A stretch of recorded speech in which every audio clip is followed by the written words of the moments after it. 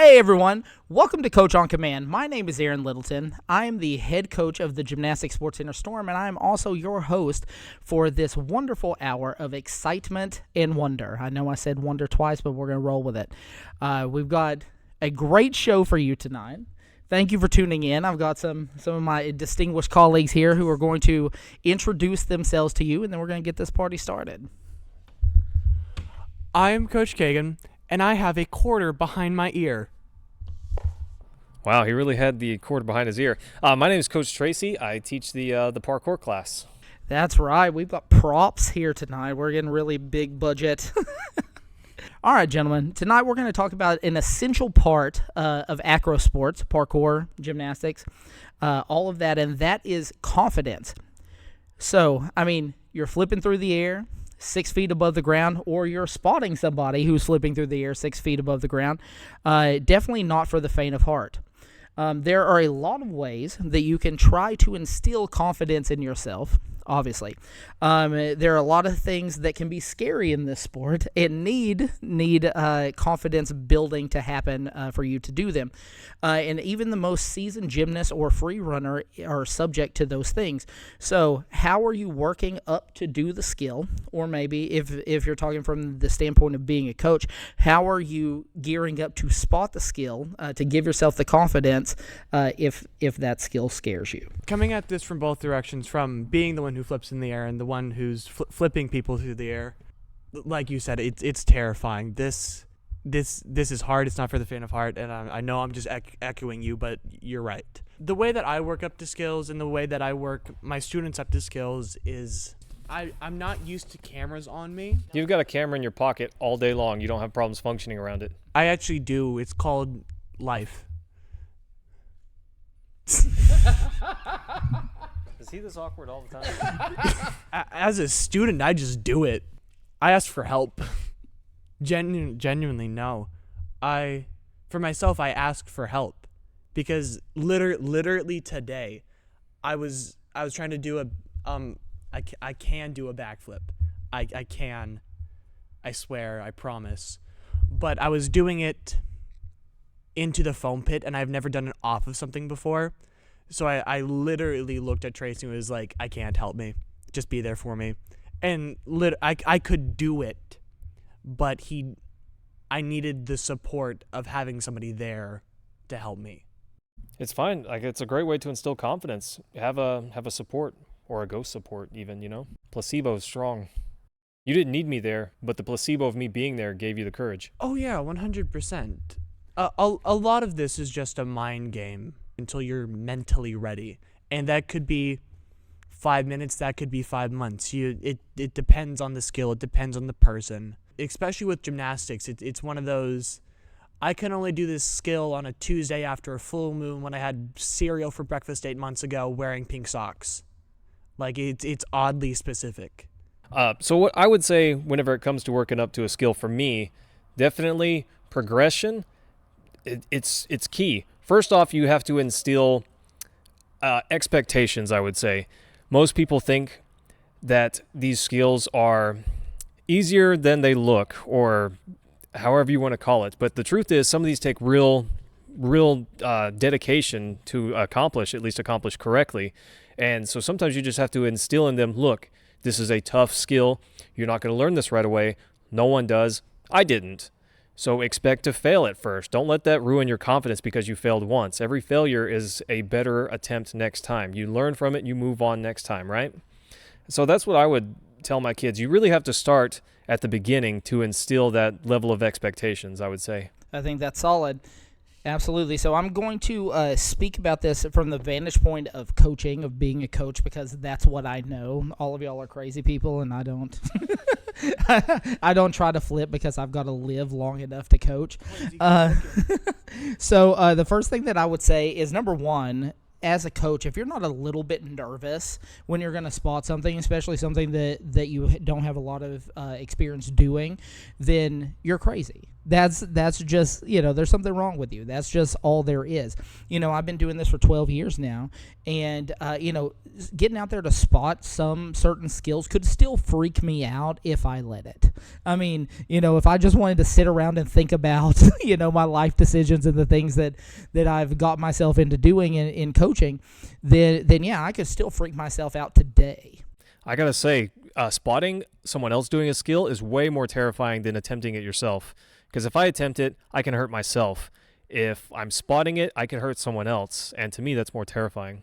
Oh, absolutely. And that really feeds into the next thing I was going to say is there's a lot at stake, and so if you're not at least a little bit nervous about that, no matter how much, experience or skill that you have, I don't know what to tell you.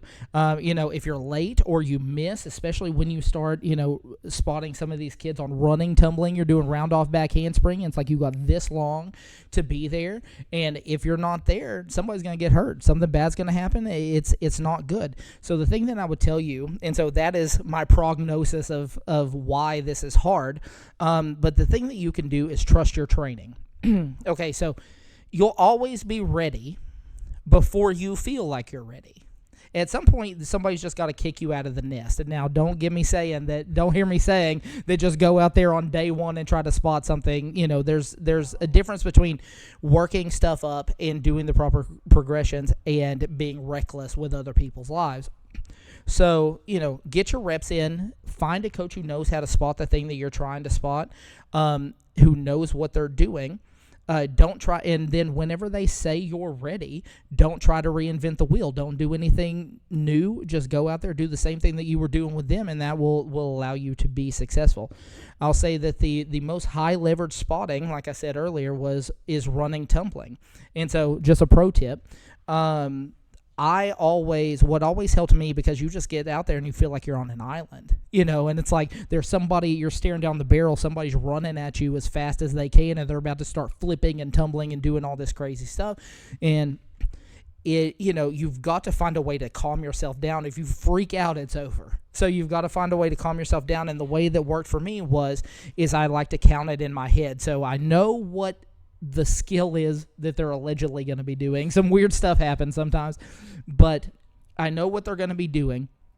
So I know, basically, if I'm trying to spot a back tuck, for instance, for a concrete example, that when I can see them do a round off, and so I say in my head, I say round off. When I see a back handspring, I say back handspring, and so I know when they come up and I see their back at the end of their back handspring that they're going to go up, hopefully, and they're going to set and do a back tuck.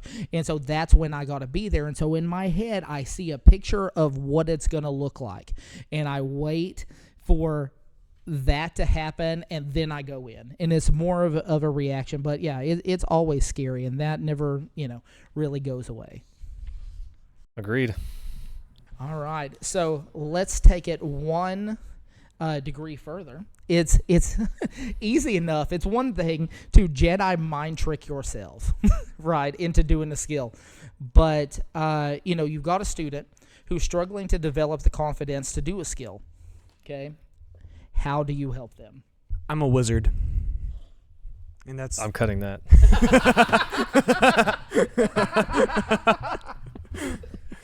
No. He's also delusional. Sometimes it takes just pulling the kids through it. Like, genuinely, you go for it, and they don't do it, and you just pull them through it. And it's not going to be pretty, and it's not going to be fun for anybody involved, but it's going to get them to do it. That I had to do that with my back tucks. I lost it because I hurt myself. I lost it for months. And then a lot of this is Coach Tracy for me. He was like, just do it. And he literally almost yelled, just do it, bro. So I've got a student that's struggling to develop confidence to do a skill. Sometimes you go back to the basics, you do a little bit of conditioning, make them stronger physically, more capable to do the skill. You go back to progressions and teach them that they have every tool in their tool bag to build up to the skill, and all they have to do left is complete the skill. And this doesn't work for all tricks, but sometimes you just trick them, fool them. I've got a game that we play with the kids called Reverse Limbo, and it's essentially to teach dive rolls. And sometimes we have a limbo bar that's got certain levels on it, and I'll tell the kids, which level do you want to be on? They'll say 8. I'll set it to 10, but tell them it's an 8. And they'll dive over it and clear it. And I tell them, look, this is clearly on 10. You thought you were at an 8. You're so much better than you think you are. And sometimes that can help build confidence. But you got to use it sparingly because you don't want them to always believe that you're tricking them. So I think there's a fine balance to learn when instilling confidence. Oh, absolutely. And I think that, the thing that I'm going to say is that, you have to have clay to make bricks, right? You have to have bricks to make a building. I mean, that's just how it goes. You can't get something from a nothing. It's better to have something than it is nothing. And so you've got to do the drills. You've got to train the shape, especially in gymnastics. I know parkour is a little bit more, we'll call it free form. But in gymnastics, you've really got to train the shapes and make sure that they're doing that sort of thing correctly. But the important thing is that you stack up little wins. Okay. All of that builds confidence. For example, when I'm teaching a round-off back handspring, I'll teach it in a menagerie of ways all at the same time. And so I'll teach the form, I'll teach the drills and all of that. But one of the things that I like to do is we have a belt, like a spotting rig above our trampoline in the gym here. And so the thing that I'll do with that is while I'm doing all those other things, I'll get them in the belt so that they can learn to do a back handspring without me spotting it or without one of my coaches spotting it. And so they're providing the power. Their legs should be straight. They should jump high enough to do it, all of that kind of stuff. And so they're basically doing it, but I can still retain control of the situation. But it gives them a little bit of confidence to do that. And so I like to do that to put them in the belt. And then eventually when they get comfortable enough to that, whenever I have decided that they're ready to do it, and now the mind is always ready after the body is. Okay? And so, you train it, and then, eventually they can do that with you just spotting, and then one day you go, okay, now you can do it. But that is a real catalyst with them just being something as simple as them just being able to do a back handspring on a trampoline by themselves, that they know that they can do it, and you work at that courage and you stack that win. You put that in the W pile. And that sort of thing can really, can really help improve their confidence. And now we move on to probably what is my favorite question today. And that is because this is something that you see a lot as coaching, especially in gymnastics. I'm not sure if it's the same in parkour. But you can't make somebody do something that they are ready to do that they don't want to do, right? And so it's a proverbial, you can lead a horse to water, but you can't make it drink. So you've got a student who is physically ready to do a skill. Like you watch them do it or you spot them doing it, and you're like, yeah, you can do it. Let's go. And so they're ready to do it. You've gone through all the right progressions to be successful, but still they find themselves not being mentally ready to commit to it. And so, like I said, every time, your body is going to be ready before your mind is ready.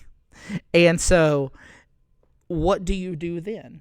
And I know that this has a lot of coaches cry, maybe it may be possible, rip your own hair out, right? But this is important for us to go over because this is really a block for a lot of coaches, and they just get mad and start screaming at people. And if you're just screaming at people or whatever, you don't have a lot of tools in your toolkit to have the kid progress. And so this is important. And so mentally, they are not ready. Physically, they are ready. How do you get over that hurdle? Flying drop kick. Threat of violence. I'd be as patient as possible with them. A lot of people like to take, like you said, the brute force approach, the screaming, well, why can't you do this? Just do it. You can do it. I try to be as patient as possible, and sometimes it comes back to bite me a little bit. Sometimes it takes too long. Sometimes they get too comfortable with me helping them. Honestly, I would say I take this personally at a case-by-case basis. It really comes down to learning your kids and learning their personalities. Not every kid's going to have the same personality, and thus they're not always going to respond to the same type of treatment, let's call it, to instill this confidence. sometimes, like with Kaegan mentioned earlier, he said, I told him, just do it. Stop being a weenie and go for it. And with him and his personality, I felt like the tough love approach would be a little bit stronger for him than praise and confidence over his insecurities. On the flip side, however, some kids really need that buildup of encouragement. And I think the trick to that is encourage everything that's positive, but never encourage when there are no gains. Don't give encouragement, don't give praise for nothing, but give legitimate, genuine praise when there is some level of progress. And I'm not saying that works every time. Like I said, case by case basis, but for the most part, I found that I find success with those methods. Yeah, and I know, basically what you were talking about is the same thing that I said earlier. It's like, not everybody's the same. You've got to have, and I tell my coaches a lot, it's like you've got to have a bunch of tools in your toolbox to be able to deal with each and every different type of child. And, you've got some kids that are a little bit more skittish. You have some kids are like rock and roll. Let's just chuck my body through the air. And you've got to know who is who. And you've got to kind of develop, a certain amount of like psychological profile on your children, kind of to, so kind of what works. But it's like if you show up with the toolbox and the only thing in it's a machete, it's like you're probably not going to be super versatile in the way that you can handle situations. And so my approach is really a two-pronged approach. The first one is I feel the need, and now round off back handspring is really kind of the principal one that I use this with, but you've got to develop some sort of routine, right? And so the thing that I always tell the girls, because everybody's scared to do a round off back handspring, most people are scared to do it, and so you tell them, okay, this is what I want you to do. You cannot focus on the fear. If you focus on the fear, it'll just eat you up. And so you've got to build the confidence that you need. You've got to develop a routine. And so I tell them, number one, I want you to take a deep breath.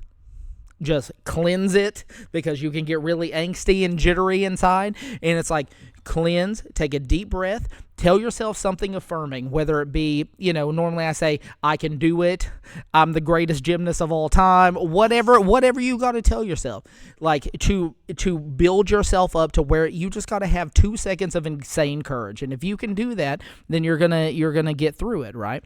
And then I have them swing their arms and go for it. But I find that if you can get them in a routine where it doesn't matter where they are, whether it be the trampoline, whether it be the floor, whatever you're trying to progress, that you can move past it, because their mindset is, hey, I do this routine and then I do my round off back handspring and then I do my round off back handspring, and it becomes almost robotic. You've got to take the emotions out of it or you're not going to be very successful. And the other thing very quickly is that I also do mental training with them, and I try to train 4 levels ahead of where I'm at right now, because it's like, hey, you're going to be on team. Somebody is, going to be judging you. And so, it's not just enough to do this round off back handspring with your legs like this, and your crazy form. It's not enough just to not die. Somebody's actually going to be, scoring this routine, and you want to get a good score. And so now, I'm always doing mental training, trying to talk to them about it's like, you got to have courage. At some point, I've done all I can do for you, because at some point you've got to do a round off back handspring. And if I'm there, sometimes it hinders it, but you got to make yourself mentally ready for that moment, because if you're not, the rubber meets the road and you're not ready. And so those are things that have worked for me. And so last question of the show tonight. So as I said before, we all know that there are different personality types that make up the sport. Would you rather have an athlete who is suffering from some sort of confidence crisis, doesn't really, think they're as good as they maybe are, that you can tell as the coach? Or would you rather have an overconfident, arrogant athlete? That's actually a really deep question. Very tough to answer as well. Yeah, it's tough to answer. Personally, it'd be a case-by-case thing, but if I had to choose, I think I'd choose the arrogant one, because I've dealt with both many, many times with many different students, and I found that it's easier to humble an arrogant student than it is to bring up a not confident student. I would rather the arrogant type. I kind of agree with Kaegan there, but confidence, while very powerful, can be very dangerous. And so I would say that the arrogance is great, but you have to be able to rein it in. And I'm not saying that you should not try to humble them a little bit, but I definitely don't believe that you should let them attempt a skill that they're not physically ready for. I think you should... Within reason. I would argue against that as well. I would argue that instead of letting them attempt the skill, make them go crazy performing the progressions to the skill to a point where they hate it and are ready for the skill. And so I would also take the arrogant athlete. I think they're, I think Kaegan makes a point about it. It's easier to, rein in some arrogance. And now, you will have kids, and I've got kids on my team who are like, hey, Coach Arron, can I do this skill that's 3 skills above what I'm doing? I'm like, absolutely not. And it's like, but that doesn't stop them from asking every other day. And I'm just like, I was like, no. So you need the arrogance. And I think in a lot of ways that will help you, because if you think you can do something, it is much easier to get you to do it than if you don't think you can do it. And so when you've got somebody who's having time struggling with their confidence, you've got to really push them almost to the arrogant side and build them up to where they think they can do it. And then you have to, do that and get them ready to do the skill. But it's harder. It's an extra step with the confidence crisis athlete. And so, yes, arrogant athlete, but you've got to, as Tracy says, rein it in. How would you rein it in? How would I rein it in? Yes, I would tell them, no, you are not doing a triple back tuck. It's not happening. It's like, hey, so why don't we, or the thing right now is, can I do a back tuck? And it's like, you come out, your legs are like this. It's all crazy. You have no power. And so, no, you're not going to do a back tuck right now. You're going to do you're going to fix this round off back handspring. And when you have adequately done that, then we will start teaching you back tuck. But there's no reason for me to teach you this right now because you do not have the metrics by which to perform it successfully. And so that's where I'm at with this. I guess mine needs some context then. If they can do it most of the way, for example, the one that I get asked is front handsprings. Front handsprings, you're not really going to hurt yourself unless you can't do it at all. But I get constantly, can I do it by myself? Can I do it by myself? Can I do it by myself? And I finally tell them I'll spot less and let them do it mostly by themselves. And once they realize they cannot, they stop. And most of the time, 80% of the time, they realize that they cannot. I would still argue against that, but I guess we're all entitled to our own opinions. Right, and some of us are entitled to wrong opinions. I agreed. All right, and so... I recently have a new randomly strong opinion of the day. Okay, so that very succinctly brings us to, yes, everybody's favorite time of the show. That is the randomly... No. That is the randomly strong opinion of the day, and this is the segment where we express a very passionate and deep-seated opinion about something that doesn't matter. Here we go. Do you want me to go first? I'll go first. Okay. Kaegan's going to go first. This one. Fall is the superior season for... I'm already being agreed with. There is a plethora of reasons. Mainly cool weather, but it's also not freezing. Because in Texas, we don't have real winter. It doesn't snow ever. Like, it snows maybe 2 days. It doesn't even... It ices. But it's just better. Cool weather is better. Infinitely, and that's why fall is better. You're wrong, but that's okay. But, okay. Daylight savings time. I have to drive into the sun to get home. Fall's objectively worse. Just drive home later. So let's just stay at work longer. Got it. Yeah. This week, I also have another one. And it's whatever Arron says next, I disagree with. Wholeheartedly, and even if I agree with it, I'm going to disagree to my grave. My randomly strong opinion of the day, streaming videos. It used to be, you cut the cord, you get rid of the commercials, you pay up front, and you just have all of your shows. But now, sometimes they show me so many freaking commercials, I forget what I'm watching. There's so many commercials in the middle of it, I start to think, what just happened in this video that I'm watching? That's crazy to me. It shouldn't be 6 minutes of ads, 3 minutes of video. I've already paid for it. Why are we going back to cable? It was supposed to fix this. You became the evil you promised to vanquish. Conform. Do not resist. All right, Aaron. All right. So this is going to take a minute because I feel pretty strongly about this issue and it affects my everyday life. You've all seen game shows. And there's always a part of each game show where they ask the contestants about their skills and hobbies and personal lives. And this is, without exception, the worst 2 minutes in television. Okay? It always something like this. Well, hi, Phil. Why don't you tell us about yourself? Well, hi, I'm Phil. I'm from Escondido, California. And I enjoy, yes, it is. There's no way that's a real place. Look it up. And I enjoy stamp collecting and knitting yak wool sweaters by the light of the harvest moon. Nobody cares. Nobody cares. Nobody cares. Yawn. And so here's my proposal. I propose that we move to immediately replace this ear and eyesore with 2 minutes, with the 2 minutes that directly air following each case on court TV shows.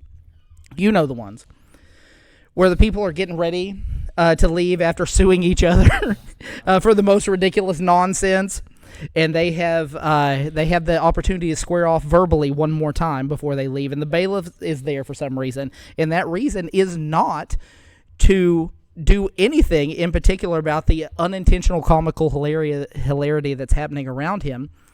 And so I don't know why that reason is. To protect the cameraman. It's always something. Protect the cameraman. It's always something like, why'd you put your rooster in my tuba? And the other person says, I still think you owe me $1,500. And then the first person says, you know a rooster can't survive in no tuba. And that's it. Roll credits. And this, my fellow countryman, is the change that America needs. We're going to have a meter up here. Kaegan's wrong-o-meter. All right. If you're still here, if you have lasted this long, that'll do it for us. Thank you so much for hanging out. We appreciate it. Please stay tuned for a monkey on a unicycle. And have a flipping great day. And don't forget to set. Take care.